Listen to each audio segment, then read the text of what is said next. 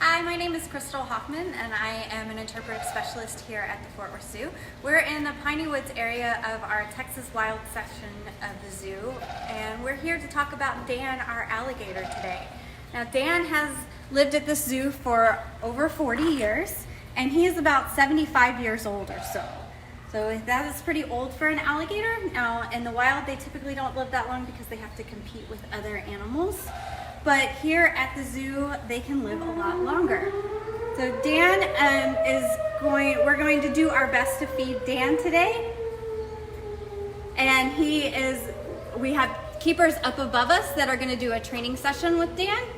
And what they're gonna do is they're gonna stick a pole down, which has a container on the end of it. And this is known as a target. If you guys can hear some other stuff in the background, the regular alarm system is going off. It goes off in Fort Worth every Wednesday at 1 o'clock, and our wolves have also decided to take part in this.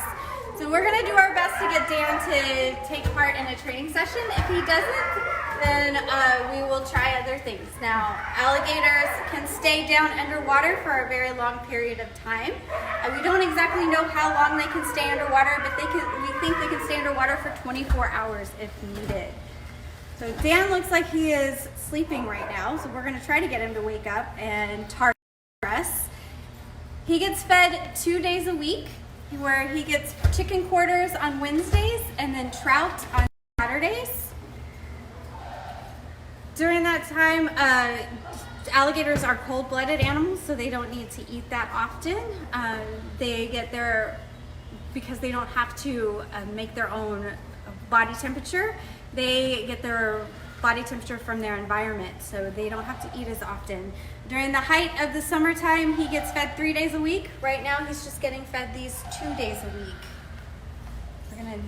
So target training is one of the same basic behaviors that we train many of the animals here at the zoo. It just helps us move them around, and it also helps the keeper build a bond with animals so that if they need to add other behaviors into training, then we can do that.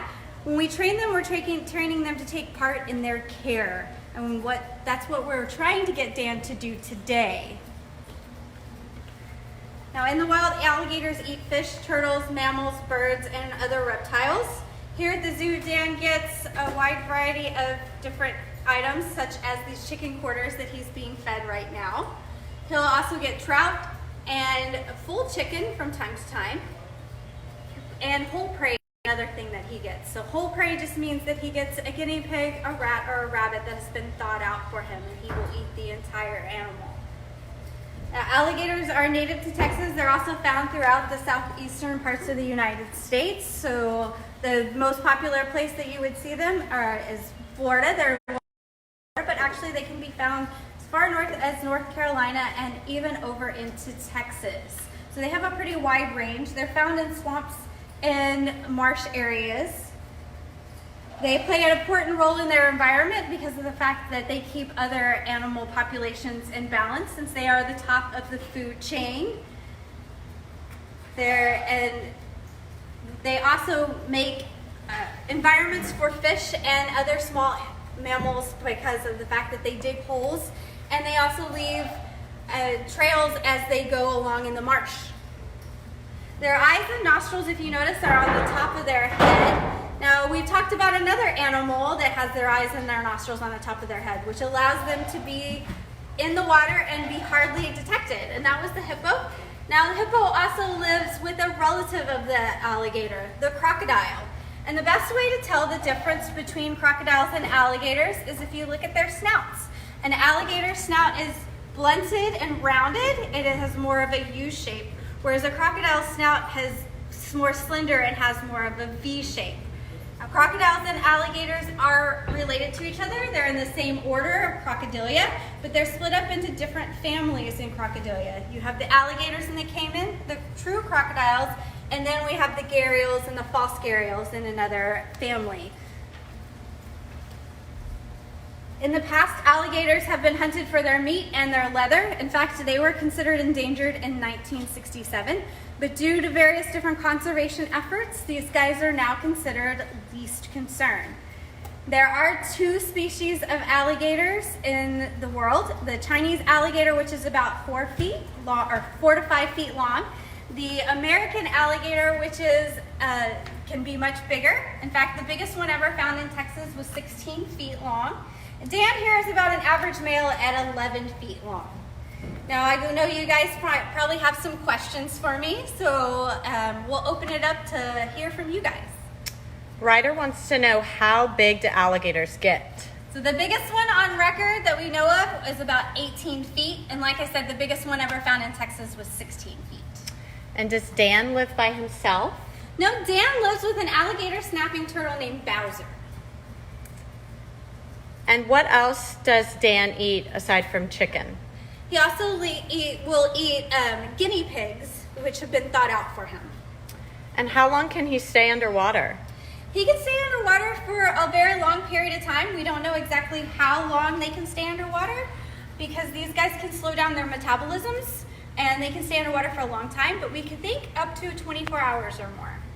How many teeth do they have? They have up to 60 teeth, but they're constantly losing their teeth and getting new ones. So an alligator can have up to 3,000 teeth in a lifetime. Can you tell us how many alligators and crocodiles are here at the zoo? We have 4 different species of crocodilians. We have the saltwater crocodile down in the Mola, along with the dwarf crocodile in the Mola, and 3 gharials, and then Dan. So we have 4 different species and 7 different individuals. What sound do alligators make? So the babies are known to bark. As adults, they can also bark. They hiss, they bellow, and those are the different noises that they can make. Lily wants to know if he has any favorite foods. He does like trout, but chicken is one of his favorites. And are these guys endangered? They are least concern. They were endangered at one time, but due to conservation efforts, they are not endangered now. And what animals are on the other side of Dan here? Those are our 3 otter boys. That's our bachelor group of otters. And how old is Dan? Dan is over 75 years old. And how often does Dan train with his keepers? He does it about 2 to 3 days a week.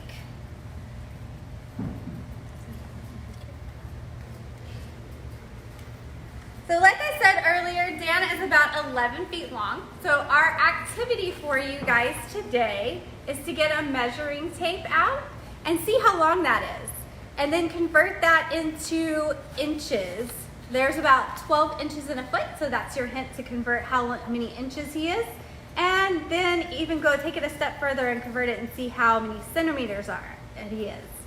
Most of all, let's also see how many of you it takes to make up Dan.